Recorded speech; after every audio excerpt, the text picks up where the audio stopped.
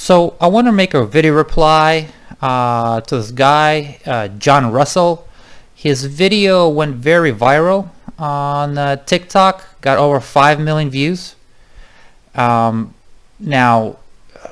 I saw it on World Stop Hip Hop because I'm a connoisseur of all sorts of online junk and fights and whatever. You know, it's a guilty pleasure.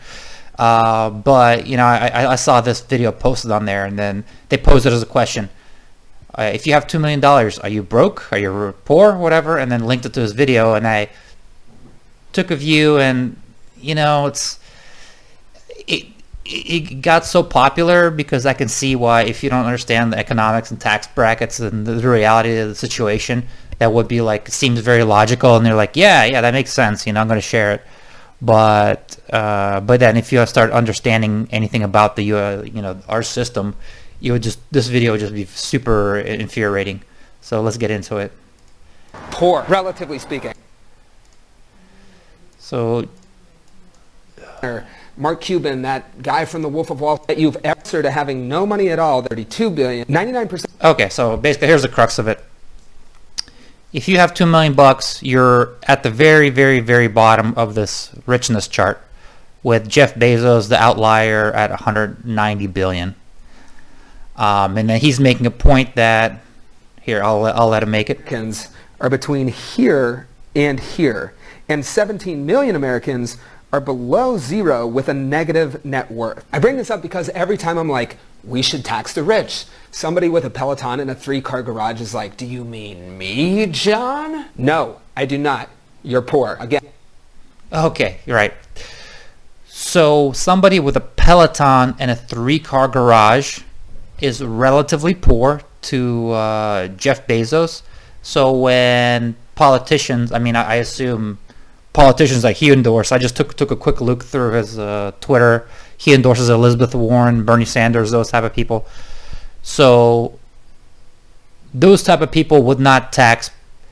Well, okay, so let's say a Peloton and a 3-car garage, would say 200. You're making $300,000 per year, that type of income. Those people are poor, and their taxes will not be raised. Again, relatively. Your life here is a lot different than somebody's life down here. We are all poor compared to right here. All I'm saying is that we can vote together to rebuild the country and make the super rich pay for it. After all, this is the only country on earth where you can make that kind of money semi-legally. Okay, all right. Are below. So, wow, this is so infuriating. 32. Let's see.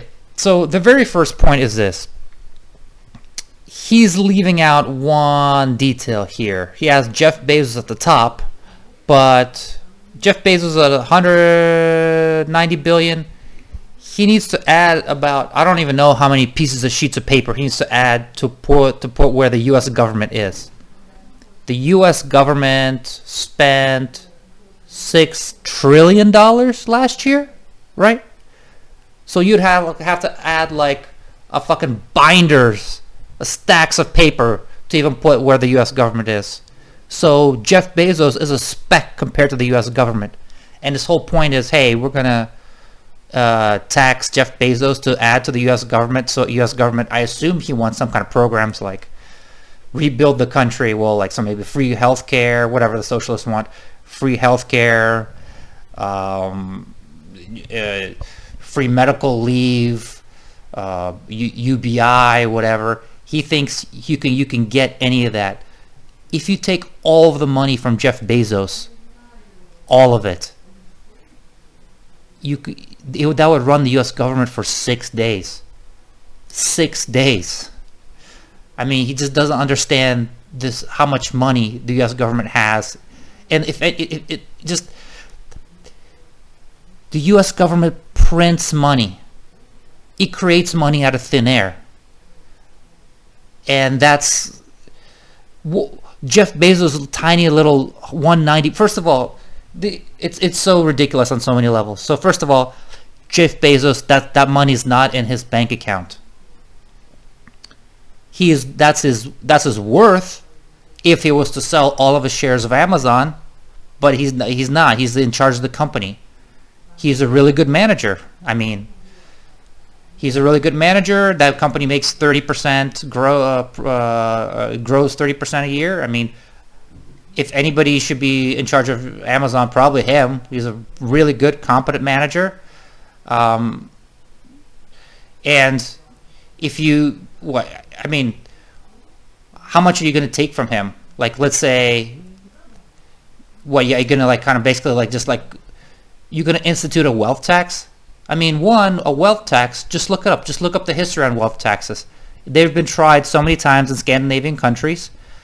Basically, they actually bring in way less money than they originally thought, because, well, first of all, these people that are very top, they can avoid, they have all the lawyers and they have all the accountants. They can get out of it. And two, they're the most mobile people. If you're poor, if you're working class and you have your family here and you're just barely scraping by, and the state passes some kind of like new sales tax, guess what? You're paying it. You can't get out of it. Somebody like Jeff Bezos, they're like, with one click of a button, he can just transfer all of his money to like a different country. He can resettle somewhere.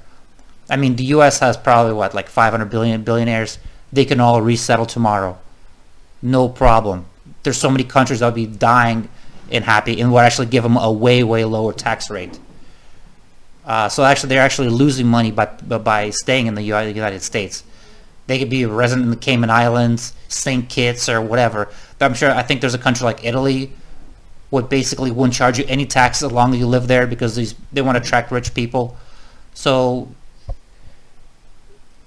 if you start taxing these people, I mean, like if you do some kind of like a tiny little bit of tax, if you want to increase the tax on them a little bit, well, obviously that's not going to pay for anything, complete jack squat. That's going to be a couple grains in the proverbial like sandcastle in the United States budget, right? It's nothing. But if you want to start taxing them more and more, to the point where they have like a wealth tax where they have to pay 10-20%, or it's like really burdensome, they'll just get up and leave. They're super mobile. And it's just what you gonna. I mean, okay, I would be 100% agree with you. Do you think that people making like 200, 300,000, anybody that's not a billionaire is super broke, and you're gonna have Elizabeth Warren rearrange the tax brackets so millionaires or anybody under the million is not going to pay any taxes? Or are you going to lower millionaire taxes? No, so it seems like you're a victim of, like, you're literally listening to what politicians say. In the reality, the truth is, the people with the Peloton and the 3-car garage, they pay a shit ton of taxes. Like, you probably don't know this. I don't, like, do you have anybody, do you know anybody that makes 200, 300K a year? Have you ever looked at their tax, have your W-2 pay stub? They're in the highest tax bracket. They pay 35, 40% easily right after, like, that's withheld. That's just withheld from their paycheck. Not to mention when they buy stuff, sales taxes, payroll taxes. There's a bunch of hidden taxes that they pay. Property taxes. So if you add up all the taxes some middle class person like that pays, they're basically paying 50%. 50% of their income goes to taxes. And what do you get for it? We get very little for it.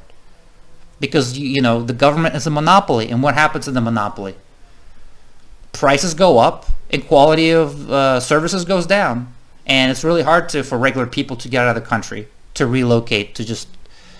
I mean, now with remote work, I think a lot more people are going to be bouncing out, but we live under a monopoly, and a lot of people basically work half the day just to pay taxes, or if you want to put it like, they work 6 months to pay out of the year for the government, and then 6 months. Is that, I mean, to me that seems a little too much. To me, it seems like they can be a lot more efficient with the tax money. Even if you think taxes should go up, and the government should provide more services. The way it's doing it's super inefficient. And just look at the examples. Just look at Sweden, Norway. Look at the Scandinavian countries that provide all the services that you want, or Elizabeth Warren, Bernie Sanders want. Look at their middle class. You hit the top tax bracket really quick. You could make $50K, a regular job.